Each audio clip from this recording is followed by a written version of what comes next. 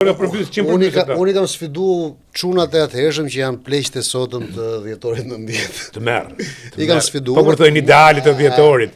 Unë i kam sfidu, i kam thënë, ej, çuna, hajde ulemi një herë bashk, se atëherë ata mua më konsideronin vllajën e vogël. Unë jetoja në Vlorë atë kohë dhe më kujtohet që është nga ato gjërat që e bën Zoti kështu të kombinuar. Partia Demokratike u deklaru e krijuar në 11 dhjetor të 90-s. Unë atë festoja ditëlindjen time. Wow. Po. Mbushja fiks 16 vjeç. Edhe të hap televizori, revista televizive, krijohet Partia Demokratike, u bë njoftimi. U thash. Ndërsa është kriju ditën që kam lindur unë, patjetër që e kam i lidhje kështu. Fatale. Edhe të nesër marrë atë trenin në Xhuku, 5 orë nga Vlora në Tiranë. Edhe vit takoj çunat Azem Hajdarin, Arben Likën, që çunat e dhjetorit. Edhe u bashkova dhe që atëherë u bëra vllai i vogël i tyre. Edhe kam nejt 3 muaj në Tiranë me ata atëherë. Atëherë s'kuptoja. Por me kalimin e kohës, kur kujtoj biseda, kur i freskoj biseda, dhe i kam sfiduar, duhet ure mirë, themi sepse keni qenë të gjithë spiuna. Jo, keni qenë të gjithë spiunat sigurimit shtetit. Jo kanë qenë, Arjan, pse nuk hapin dosjet? Po patjetër më që kanë qenë spiunë. Se nuk hapin dosjet, ore kanë qenë spiunë. Ore kanë boj sfidoj sot prap. Me Berisha me gjithë. Pse nuk shkojnë? Si shkova unë? Kam marrë dhe dosjen, edhe formatin që nuk ke pas tjetër. Pse nuk shkojnë këto me morat e letrën A4? Unë, Ilir Demalia, s'kam pas tjetër me sigurimin e shtetit, privilegje nga sigurimi i shtetit. Është një A4 e bë kërkesë, s'ke pas si më bë spion se ke qenë 16 vjeç. Po këto pse nuk e kanë këtë kurajo? Gjithë, po ti përmend emrat e dhjetoristave të gjithë. Patjetër që nga i pari, duhet ta ai që përmend nga Azemi, e deri ke fundit. Pse nuk i hapin dosjet? Kjo është njëra gjë. Gjë e dytë, unë kam thënë atyre. Po kam treguar i shpreh Pirandellos. Pirandello thoshte atë kohë kur ai vepronte edhe ishte edhe koha e fashizmit në Itali, edhe thotë që ore shiko thotë. Është shumë e lehtë të jesh hero një orë, një ditë, 3 ditë, një javë, thotë, 3 javë, thotë. Se ky është heroizëm, thotë, që ti e merr riskun mes një të merri pa fund dhe një fundit të mërshëm, asgjë fundit të mërshëm, thotë. Por heroizmi i vërtet, thotë. Heroizmi i vërtet, thotë, i njeriu është kur ai jeton me idetë e tij, me vlerat dhe parimet e tij çdo ditë të jetës së tij. Dhe i thëmë, çka keni bëju më 3 ditë histori, po kur e qynë lëvizje. Po pra po, 3 ditë histori, dhe i çmenët shqiptarët shiko se kur shkonim ne ecëm ke rruga këtu, na bën këtu. Njësoj, veteranët e luftës, dojmë ke rrugica këtu, na hapi ija i non, na hapi derën. Ato kartonat i përse veteranët. E njëjti mentalitet, më. Po, veteranët e 44-s dhe herojnë e dhjetorit 90 janë bërë pengmarrësit e Shqipërisë me histori 3 ditore. 3 javore. 3 mujore po desh e quaj. Pa hiç mas 3 mujore. Po quaj hajt po e fusim nga dhjetorin shkurt. Me që dun ata deri 3 ditore dhe e krijuar nga Komiteti Qendror nga Sigurimi i Shtetit. 3 çeregu shkonin raportonin darkë. Po. 3 çeregu shkonin raportonin darkë, secili, shiko, ata nëse s'kan qenë bashkëpunëtorë të Sigurimit të Shtetit, kanë qenë 80 lekësha policie. Po s'kan qenë 80 lekësha policie, kanë qenë bashkëpunëtorë të Bashkimeve Profesionale, të Frontit Demokratik, Këshillit Popullore. I ke pas të gjithë pjesë të lojës, nuk ka shanse. Nuk ka shanse. U ka e kam thonë që në fillim këtë. Nuk ka. Se i njifsha. Unë shoh sot më burr. Sot, një njeri që ka qenë kurajoz në kohën e diktaturës, kur ka frikë nga Sali Berisha në kohën e demokracisë, nuk ka qenë kurrë i lirë. Kaq, mbaron historia. Do më tepër se kaq. Ja. Ata ka frikë nga Berisha, ata. Ata që thashun Allah, si mund të kesh frikë sot? Kohën e diktaturës. Do të tregoj histori personale. Shiko, unë Lulzim Bashën e kam patur shok që në rini. Edhe kishim një lidhje, unë kur nuk u bëra, vetëm një herë që pranova të bëhesha me të Alat në 2016, po ishte më tepër për arsye për efekt të reformës në drejtësi, po unë nuk u hyra kur, nuk u përfshiva kur në politikën e tij dhe nuk e kisha qejf politikën e tij, se më dukej shumë impotent në gjën që bënte. Megjithatë, 2 studentë dhjetorit 90 më thonë mua, o Galdin, do të takojmë Bashën. Po çfarë do bëni kjo Bashë them unë? Pash zotin do të takojmë Bashën. E i them Bashës, do të takoj filane dhe filanes, po i them emrat se janë emra shumë eminent. Tha Basha mua, po Galdin, çfarë do bëjmë atyre tha. Hajde më priti i them unë. Mirë tha Basha, po kështu ishte shumë i hidhur. Edhe cakton orën, Edhe më thotë, mos hajde ti, të vinë vetëm ata, më tha mua. Mos e sill ti, tha. Mirë, them unë. Shkojnë tek Basha këta. Unë i çova në takim, shkojnë tek Basha këta. Sa hyn në takim tek Basha, këta nuk e menduan që Basha ishte shoku im i vjetër, që do më thoshte. Më shajnë mua vjellin vrerë. Tradita jo. Edhe, jo vetëm që vjellin vrerë, po i kërkojnë Basha si të bëj antar këshillit kombëtar të PD-s Basha. I nxjerr nga takimi Basha, merr telefon mu. Këta ishin shok të tu, më tha, po i thashun pse? Më thanë këtë të kanë shah, më tha mu të kanë bë, tha, kështu tha, i laq më tha mu. Po më i thashun, se mos më rrenë arri thashun, që të më futesh, jo tha, të betohem, më tha mu, tha. Të betohem, tha, të kanë shah. E ç'a do bësh ti? Do i bëj ata këshillit kombëtar se janë të përsosur për PD-n këta. Dhe i bëj ata këshillit kombëtar. Se i duheshin. I duheshin. Dhe kur më marrin këta më, vinë të më takojnë kështu. Unë thjesht isha kurioz. I them unë, mos i shkoj me Bashën, i them unë. O gjigant, thoshte njëri nga këta. O gjigant. Ishte takim fantastik. Ti ke hapur një hapësirë të madhe demokratike për frymën e dhjetorit 90, do fusim frymën e dhjetorit. I thash, unë jeni kokra spionash, i thash. Qa fryme, i thash unë, unë ju fut aty ju më shat mua. Jo, po, ngellën keq, sepse mora vesh, unë e kisha kuptuar. Kjo lloj ashte, nuk mund të ketë qenë kur revolucionare në 90. Asnjëherë. Kur? Asnjëherë. Asnjëherë, për ne them kur thonë sot frikë ajo, jeni ashti keq. Ja, po atë nuk ka. Se sot kush detyro kur thonë kush detyro sot? Po s'kam nevojë për shtetin, shkoj gjej punë, njeriu jeton. S'kam nevojë fare për shtetin. Kur një Land Bejko që guxoi dhe e linçuan. Po. Një Muslim Murizi që guxon e linçojnë. Pa. Nga çonta dhjetorit 90. Ku i ke tjerët? Kush po flet? Kush po flet? Ma gjej një dhjetorit 90 që po flet sot. Që të kritikojnë Ramën, a Berishën, a këtë dun. Ma gjej një dhjetorit 90 që dele dhe thot. Jo. Ja, më mirë i bim shkurt. Çfarë prodhoi dhjetori 90? Pas gjë më dha tranzicionin. Ja, për çfarë prodhoi? Krye tranzicionin pra. Prodhoi se që partia punës të ndante bizat me thonë për lindjen, për pjesën tjetër të lindjes Bullgarinë me radhë për punë e pronave publike. Ore, kuptoj çfarë bën këto? Këto erdhën si fiset hune Allah. Tamam. Në dyert e Romës. Dhe ju turrën pronave ti, unë sa herë kaloj, po të kem fuqi kam thonë. Pyllin e golemit, ma men pishat që kanë qenë gjo më e bukur, ka qenë, edhe kur kemi qenë fëmijë kampi pionerve, edhe i rinis që ishte aty, shkojshim deri ke Kavalishenca rrugës, ishte një kryevepër. Ke pa që e kemi bëma. Çdo gjë më. Po qyteti, më ishte shëmtuar qyteti, më Tiranë. Shife qytetin. Si çka kemi bëma. Po shife çka ke bë Sarandës më. Vlora, Saranda, Durrësi, Humën, gjitha, Shëngjini, çka kemi. Korça e Karujt se ishan Korça, që e Karujt pak identitetin e vet. Për me se nuk shko. Ju prish rruga që s'shkojnë barbarët. Për ca kohë. E kuptoj kush të lejo ty. Vetëm kjo është që ky shtet nuk bëhet. Kush të lejon botë që ai që vjen grabit pronën private, se kanë grabit dhe pronët private, dhe pronën publike, ai legalizohet, kurse pronën publike që duhet është pronë publike dhe nuk ka drejta mori kërkush, po ta japësh jepe për zhvillim, dhe pronën private, dhe ai që ka grabit, qoftë pronën publike, qoftë private, ai sot quhet legalizohet dhe quhet pronar dhe ndërton aty dhe fiton.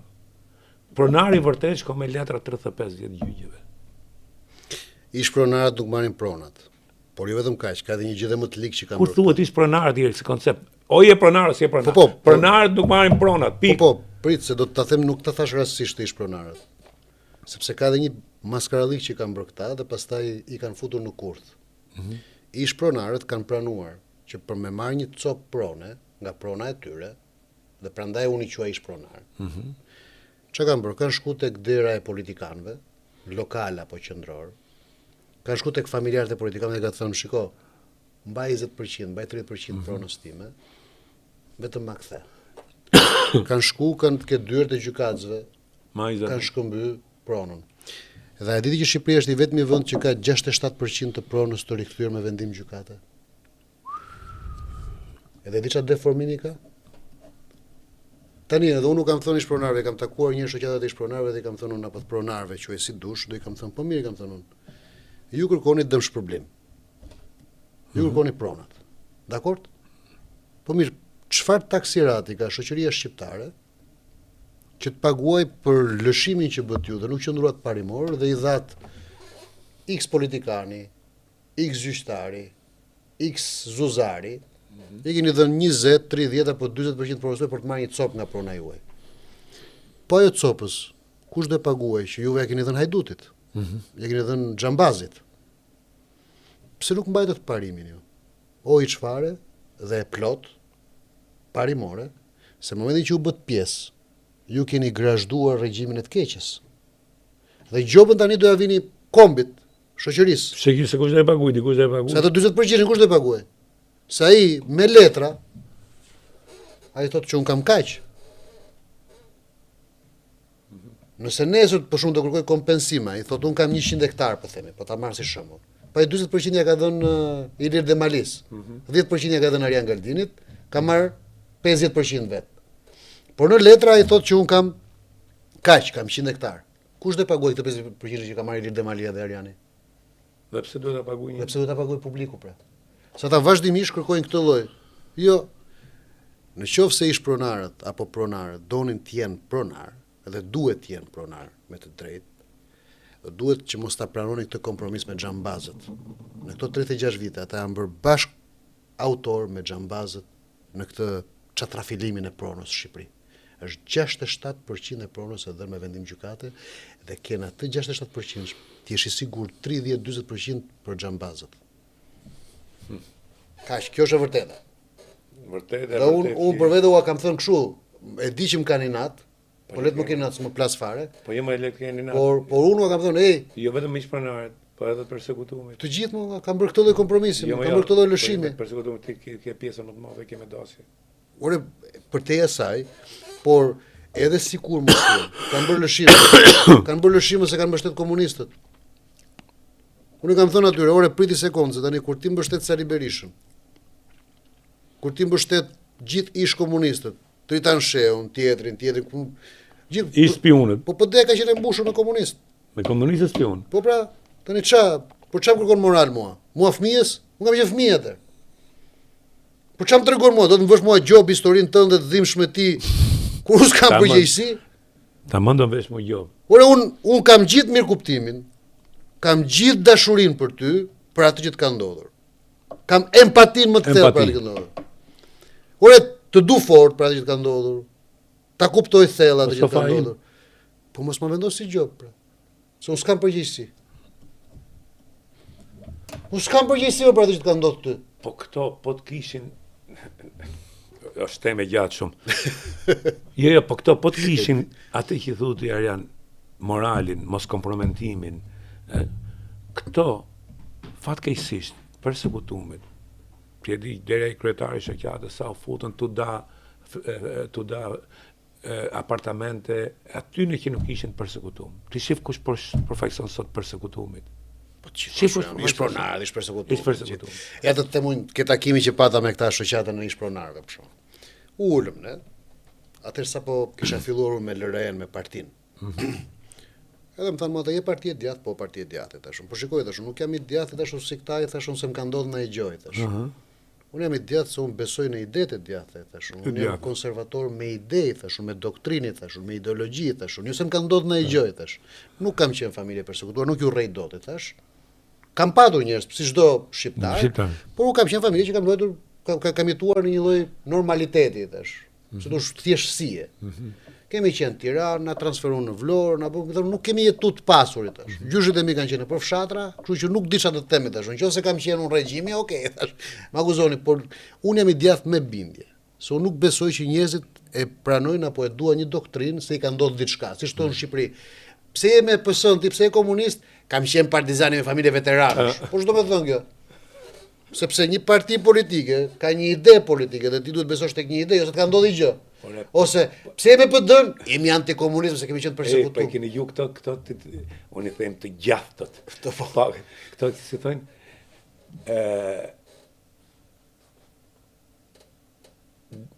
antikomunist Po për çfarë? Nuk bëhesh lind.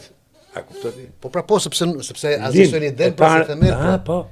Vën instinktin pra. Instinktin, si lind. Jo, është me ide ajo. Si lind, po vetë historia e botës është fëmijët e borgjezisë bën revolucionin se këtu çdo gjë. Se kishin ide. Se këtu çdo gjë është ndërtuar anti-mendim. Po jo çdo gjë është instinktuale. Thuaj pjesët më të mëdha këtu në që do vinë në protestë, thuaj pse je dia? Sa shpjegojnë? Pse je dia? Çfarë bëti për të dia? Dëgjoj perlën e shoqatës tani. Edhe më thanë mua ata, dëgjoj tani ata. Ne duam që të na bësh një ligj kështu, na bësh një ligj kështu, na bësh një ligj kështu. Ti thanë edhe ne do të mbështesim partinë tënde të djathtë tani. Qesha unë. Ori tash mos kujtoni se jam Sali Berisha unë tash unë. Mos kujtoni se jam Edi Rama unë, patos na. Me çfarë mësua me Ilir Metën mësuar tash unë? Po jo më vjen nga kulturë tjetër, se unë kam studiuar në Harvard tash unë. Kam unë një kusht për ju tash unë. Nuk duhet bëu asgjë që të mbështesni partinë time, se nuk funksionon kështu tash. A jeni shoqat ju? Po. Do të thënë një grup interesi. Po. Unë në rregull atëherë tash. Caktoni djalin apo vajzën më të mirë që keni ju, që mbron interesin tuaj. Dhe silleni të përfaqësoj departamentin e interesit tuaj në parti, ta themeloj vetë, ta ndërtoj vetë, ta kryej vetë. Dhe ligjet që doni ju do i krijoni ju, jo unë për ju. Se ju e dini tash. Se kështu funksionon grupet e interesit tash. E krijojnë vetë ligjin. Nuk thonë na e bëj ti. Çdo më thënë na e bëj ti thashun. Ti ke interes, ti je grupi që do, po ti duhet ta bësh ligjin i thashun. Apo jo, po s'bëhet kështu. Por kështu bëhet i thashun. Sepse ju doni prona i thash, po. Atëherë mblidhni fonde. Paguani zyrën më të mirë të avokatisë, bëheni ju ligjin, nëse s'doni të sillni njëri i thash. Dhe unë i marr përsipër i thash, ta shqyrtoj ligjin, dhe nëse ligji ka logjik ekonomike, sociale, antropologjike i thash, dhe politike, po do ta mbështes. Nëse jo, çojeni diku tjetër. Por do ta bëni ju i thashun, se është grupi interesi e bën ligjin. I mësu gabim mor vllai tash. I mësu që partia i bën të gjitha i thash. Ku ka më partia i bën të gjitha i thashun, se këtu e keni shkatruar Shqipërinë i thash. E bën PD, e bën PS, e bën PL, dhe del politikani, unë do bëj këtë për ty. Jo, më nuk bën politikani asgjë për ty, se ka lënë baba. Mos më ka lënë baba as program për ty o Ilir. Ja. As gjë për ty, as lek për ty, as gjë. Mua më ka dhënë baba të drejtën që unë në këtë botë të rritem i dinjitetshëm. Dhe unë them ty, unë jam i dinjitetshëm përballë teje. Ajo që mua më dallon në këtë pikë është kjo që unë e vendos veten në ballë të një betejë. Por nëse ti ke një interes të caktuar, bujrum, ose hajde bashkë me mua dhe mbroj interesin tënd. Mos kërko mua ta mbroj, dhe unë po them hajde në krahun tim, unë nuk të mohoj të vish në krahun tim. Ose bëje gati projektin. Po s'kan ide me bë projekt, po tani, po si do bëhet Shqipëria? Arjan, se kisha shumë tema me ty, po si duket do vish prap. Jo. Pyetja fundit. Të gjithë konstatojmë dhe jam dakord 100% me çfarë thotë. Por ajo që është pyetja $1 milion që kur thon, ore ku do të shkojmë nga këtu, si mund të rregullohet gjendja? Dhe unë do rikthej tek nisja e emisionit. Ti më pyete për paktin e Ortiz, unë qëllimisht bëra sikur. Dhe atë e kisha. Jo, e kam lënë, jo e la shumë qëllimisht. E la shumë qëllimisht, e bëra qëllimisht sepse doja që ta konkludoj sepse është vetë biseda që e sjell. A sheftim ke hek shumë që 1, 2, 3, 4, 5 tema kisha. Ato ti konsumoj me 3 sekonda. Temat e ditës ti konsumoj me 3 sekonda. Por dëgjoj këtë, pa merak fare. Më i bëj pyetje ditë. Ato ti konsumoj për 3 sekonda. Se ato nuk kanë shumë në pesh, por ideja ka pesh. Atëherë për çfarë folëm ne? Ne folëm për ide. Kur ti e fut Shqipërinë në gjendje urgjence, emergjence dhe proteste permanente, revolte permanente, kur ti ngre kultin e urrëties dhe mllefit në një shoqëri, sigurisht që adrenalina krijon iluzionin që ti e duke bërë diçka të madhe. Pra, sigurisht po të e gjitha kjo regjimi, pra sistemi kulturor, psikoza e përgjithshme e revoltës, e mllefit, e urrëties dhe e urgjencës ngutit ka çmobilizuar dhe ka çmontuar çdo muskull të mendimit në Shqipëri. Ka 36 vite që kjo industri është e tëra e projektuar për të vrarë mendimin, për të vrarë 3 lloje mendimesh. Mendimin e thjesht, të thjeshtin, bazikun, mendimin kritik dhe mendimin meditativ, reflektiv. Dhe pse vritet mendimi? Vritet mendimi sepse kur bien tupanët e urrëties dhe të luftës dhe të revoltës, krijohet ushtria. Po kur ka tupan, a ka njëri që ka vesh për flautin? S'ka. Dhe gjë tjetër që ndodh, kur ti je në regjim emergjence, urgjence, gjithmonë çfarë do ton ata? Koha për urrëtie, për luftë. Ta përmbysin tani, s'kemi kohë të mendojmë. Edhe çdo njeri që ka një alternativë ndryshe, një mendim ndryshe, një reflektim ndryshe, një koncept ndryshe, heshtet, spostohet, se për ndryshe, po guxove të flasësh, të shpallin tradhtar, të shitur, mercenar, armik, linçohesh, të shkatërrojnë imazhin, të godasin, mobilizojnë të gjithë lukunit e militantëve, e trushkullëve, lukunit e shpirtcofunëve, kundër teje, edhe limfat e partisë kundër teje, që ta marrin vesh të gjithë që ky është armiku. Edhe Shqipëria vit pas viti ka ardhur në këtë pikë kur këta në gjendjen e emergjencës, urgjencës, dhe revoltës dhe mllefit, çdo njëri racionale kanë heshtur në këtë vend. Edhe Shqipëria mendojnë se që kërkonte Sami Frashëri 100 e kusur vite më përpara. Sot është pothuajse e pamundur. Dhe unë prandaj kam vendosur të ndërhyj me paktin e urtisë. Që do të thotë mendoj që për të bërë kontrastin, unë jam nga ata njerëz që kam jetuar si protest. Por sot unë jam anti-protesta. Jo anti-protesta dhe kundër protestës si parim demokratik. As si muskull demokratik, as si vlerë demokratike. Por kundër protestës si industri. Sepse protesta si industri pastaj kthehet në marifet politik. Dhe kur kthehet protesta si industri në marifet politik, ka një problem shumë të madh, që deklaron fjalë të mëdha dhe jep rezultate të vogla. Deklaron agenda publike, por faktikisht vepron poshtë tavolinës. Dhe ne këtu jemi. Apo jo. Shiko, ne u mësojmë studentën në fakultetin ekonomik që edhe paraja që e duan të gjithë, po të ketë inflacion, çfarë ndodh? Humbet vlerë. Po të ketë vetëm protesta, çfarë ndodh? Kur humbet paraja, si se humbis ka protesta vlerën. Titulli. Ka ajo la kur humbet paraja vlerë, si se humbis ka protestën, valla. Gjes drejt dark protest. Edhe po jo, si do ka përfundu.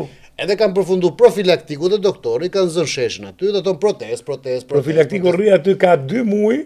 3! Ka 3? Jo, po nuk rri, e bukra është se tha do të bëjmë dherin sakrificë sublime në fillim.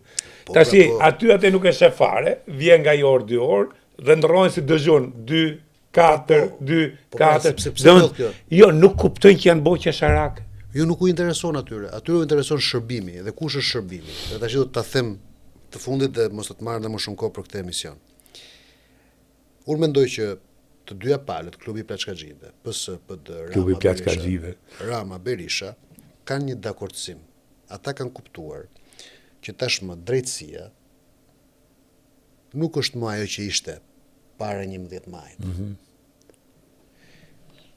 Për habin e tyre, ata mendonin se kishin arritur që të kishin një drejtësi me cilën negocionin. Çfarë negocionin? Negocionin 3 gjëra ata. Negocionin kohën, negocionin nivelin e goditjes, dhe negocionin dhe produktin. Dhe pothuajse të gjitha çështjet që janë hapur nga spaku më parë, ne të gjithë kemi qenë pak kënaqë, kemi thënë çfarë po bëjnë këta, se të gjithë vetëm për shpërdorim të tyre, na çmenën. Këta janë hajdut, këta janë gjithë korruptuar, batakçin, xhambaz, edhe vetëm për shpërdorim të tyre, dhe bëj 2 vjet, bëj 3 vjet dhe shkon në shtëpi dhe gëzojnë 100 milion euro. Si ka filluar njerëzit po e bëj dhomë? Po bëhet qesharake, po. Po jo, po dikur çunat e rinj në 90, në 92 thonin po ikin Zvicër, po rrezikoj, po i bëj 2 milion euro dhe po më kapën do bëj 2 vjet burg, po ama do dal me 2 milion euro. Apo jo. Tani spaku duket që ka ndryshuar natyrë. Drejtësia e ka ndryshuar natyrë. Dhe këtyre nuk u mjaftojnë xhambazëve, të klubit Plaçkaxhive, as PS, as PD, as të dyve bashkë, as Roça Poçave që kanë krijuar si parti të reja. Nuk u mjaftojnë më miliardat. Se e provuan me lobingje, e provuan me miliona dollar, e provuan me risorte, e provuan me ishuj, e provuan me gjitha, nuk u funksionoi. Atëherë i vetmi kapital që ka mbetur është koha. Dhe pse është koha? Ky është thelbi, dhe unë të ftoj Ilir Demalie që ta hetosh dhe ta investigosh të gjithë sepse ti je njeri i zërit lirë. Me të drejtë the nuk jemi 2.8, jemi 2.2 dhe ashtu është. 2.2 milion shqiptarë kemi ngelur sot tu. Pa e diti një të vërtet tragjike që unë po ta them ty për herë të parë. A e diti një të vërtet tragjike që sot Shqipëria ka 840.000 pensionistë. Pra në 2.2 milion, në 2.2 milion shqiptarë, 820.000 ke pensionistë. Po e di kush është prirja? Ke 3 vite në Shqipëri, të paktën 3 vite, por ndoshta më shumë. Dëgjoj këtë gjë, që numri i vdekjeve është më i lartë se numri i lindshmërive.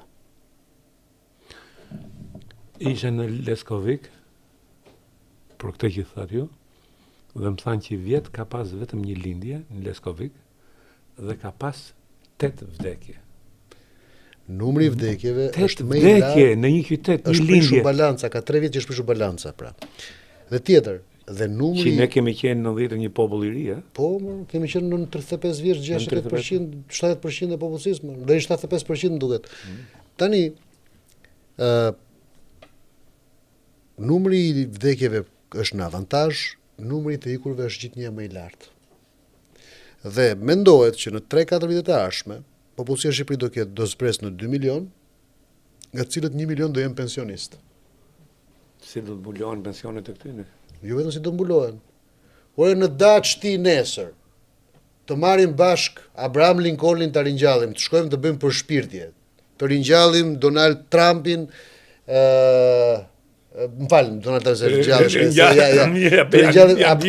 George Washingtonin, të ringjallim këtë dushti, Thomas Jeffersonin, të marrim po dushti edhe këta Konrad Adenauerin me radhë gjithë etrit e botës perëndimore, të sjellim këtu që krijojnë një qeveri elitare.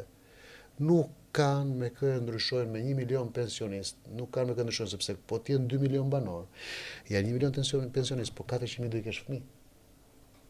Me 600.000 njerëz, po nuk të thash që këta e kanë bërë 400.000 të punësuar shtet? E kupton që shoqëria shqiptare do ketë marrë fund? Dhe këta duan të fitojnë kohë, sepse këta nuk duan që këtu të mbeten më energji ndryshuese. Këta duan që Shqipëria dhe me 840.000 pensionistë, ore pse thot Berisha vile Enverit?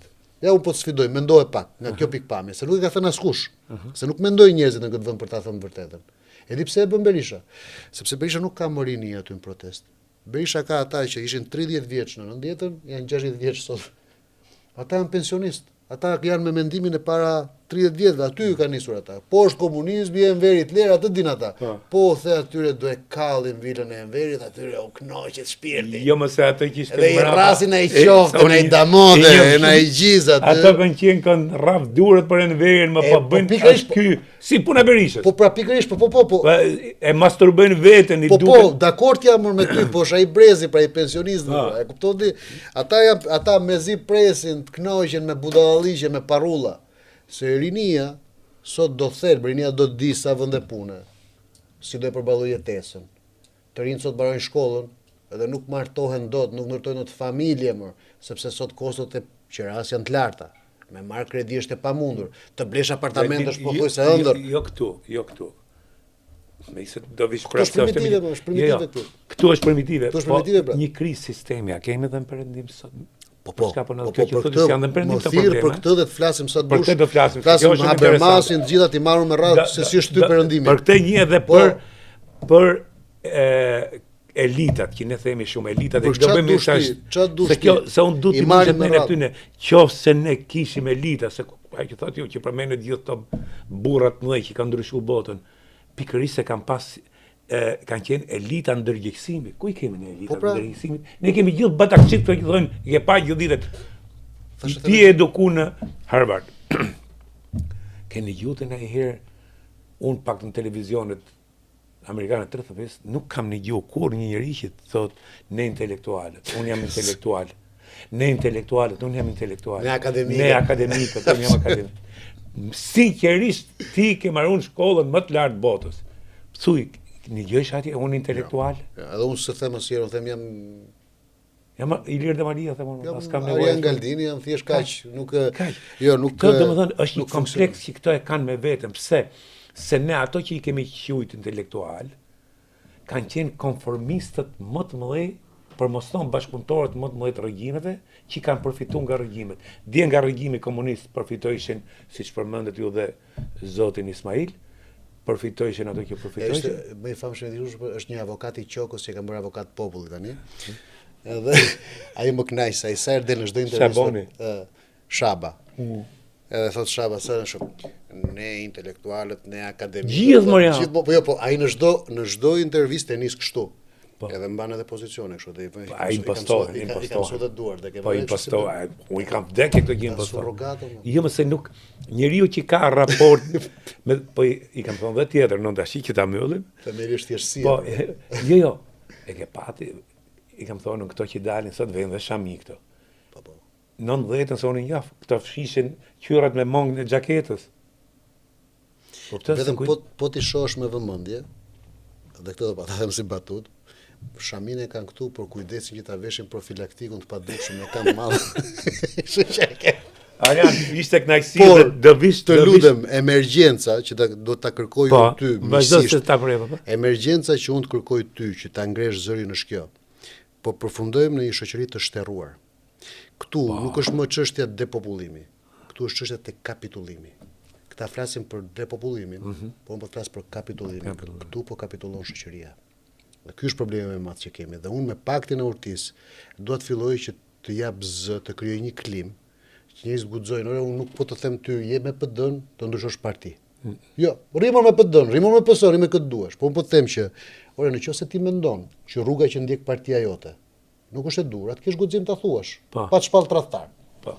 Nëse ti mendon që një antar i partisë tënde apo një drejtues i partisë tënde është i korruptuar, mos të kesh frikë ta thuash të vërtetën, pa çpall tradhtar. Kaq klim që njerëzit të kenë ambientin e tyre. Po si mundet më që thotë, domos si mundet shkosh mas njeriu që është mosha fizike se gjithë. Kemi dhimbë, është 82 vjeç. Ky që flet për komunizmin ka qenë komunist, promocion tjera e tjera. Ky ka shkaktu domë Shqipnisë që nuk e di se çfarë mund t'i lajë domët e këtij, duke filluar që me 97-ën, me piramidat, me 4000 vram, me Gërdecin, me rruga kombit Arjan, këto që flasin sot për korrupsion, janë dyq nga kontrolli i shtetit dhe doset prokurori, pra ne do të flasim për drejtsinë herë tjetër. Po. 280 milion dollar të humbe. Jo 2 milion, jo 28 milion. 280 milion dollar të humbe. Një ti humbet një të vërtet tjetër. Që me letra. Dhe tash unë si qytetar, shihet thuaj edhe këtë gjë. Shto edhe këtë gjë tek të dhënat e tua.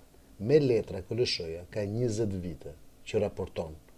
Ka nisur me 780 milion me letra, që kapen me letra. Me letra. Po flasim ato pa letra, mos e shkrim. Me letra KLSH-ja, shiko raportet vjetore, ka deklaruar ka qenë 780, ka shku 800, tani është 1.2 miliard euro dëmi ekonomik që i bëhet pra vjedhje. Me letra. Me letra KLSH-ja. 1.2 miliard, kjo që e ka.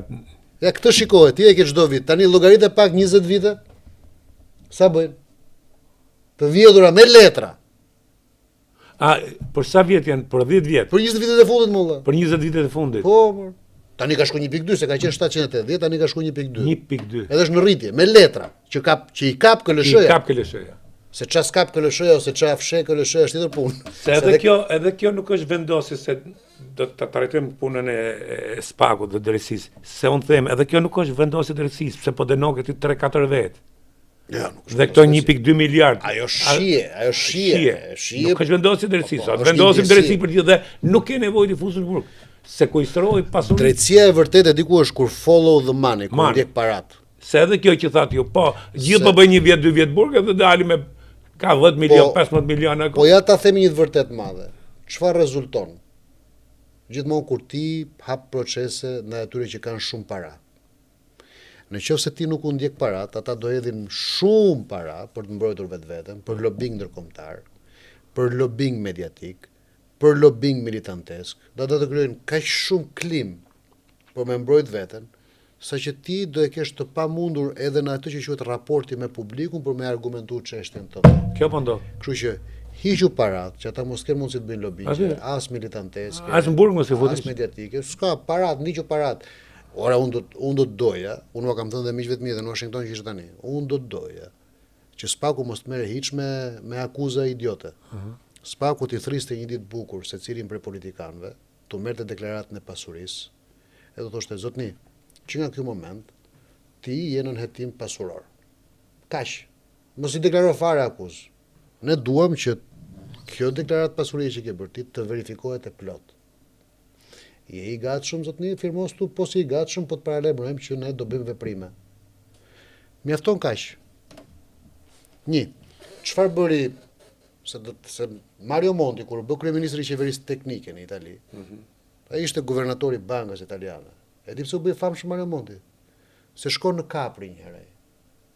Shkon në Capri në një hotel në fundjavë, mas ishte bërë kryeministër për të kaluar pushimet kur hyn tek hoteli në Capri ai shef aty Ferrari, Lamborghini, Rolls-Royce. Tha, këtu që kanë pas kanë ardhur gjithë oligarkët, gjithë më të pasurit Italisë, pra pas ka ardhur Buitoni, pas ka ardhur ku diun pronari Fiatit, pas edhe i thot aty pronari të territorit, ku janë këta? Janë këtu i tha. Po kush i ka ato makinat e shtrenjta? Jo, po janë njerëz të tjerë. Tre generalin e Guardia di Finanze, edhe pa këtu i thot po. Më verifiko pa kush janë pronarët e këtyre makinave. Verifikon ata ishin të gjithë grupe kriminale, lacat, korruptuar, i kapi se kush, dhe ai filloi atë ligjin që ora nuk ka nevojë, ti mjafton të hysh të verifikosh pronat. A e ke kadastrën online? Merre kadastrën, verifiko pronat. Pra si e bëre burimin pasuror? Verifiko makinat. A e ke DSHPTR-n? Po më drejtorinë e patentave dhe makinave. Po i them shpejt. Merri thirrri tani, nëse ka Ilir Demalia një makinë 300.000 euro. Thirrë pak Ilir Demalia. Po jo kam thonë në Amerikë. Nuk ka nevojë me policë me na lumë. Me pa, nuk thot jo, me pa që un ngas një Lamborghini sa ti dalin gjithë. Ora kush është ky sa e katar dorë? 100.000. Edhe mbaron. Do të hajde këtu me mua thot. Maron, aty marrove. Ka del këtu ky Lamborghini. Tu dalin kalamaj 18 vjeç me makina dhe bëjnë aksidente dhe vrasin dhe njerëz. Vrasin dhe njerëz. Me makina nga 200.000 euro kalamaj, 18 vjeç, 19 vjeç ti se pyet. Po ç'është ky shtet, mos ç'do të thotë kjo, ç'do të bëj, ç'a do të bëj spaku, përveç se thot një sekond policia urdhër. Verifikoni gjithë makinat e shtrenjta. Gjithë makinat që janë mbi $10.000. Ja 20.000, po dush. Do të shpëtosh ndonjë 50. Por gjithë makinat me $50.000 që nuk mund të justifikohen me rrogat që ka Shqipëria, logjikisht, verifikoje. Po shifi këto mediave. Futin si makinas. Po lëre pastaj, po shkon kudo pastaj.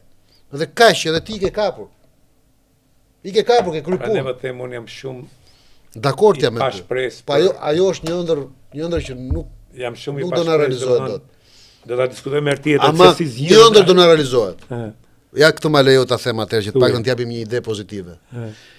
Edhe pse këtyre u ka ngel kapital koha, unë për vete jam shumë i sigurt i Ilir Demalia, që as Sali Berisha dhe as Edi Rama nuk do i mbijetojnë dot këtij procesi.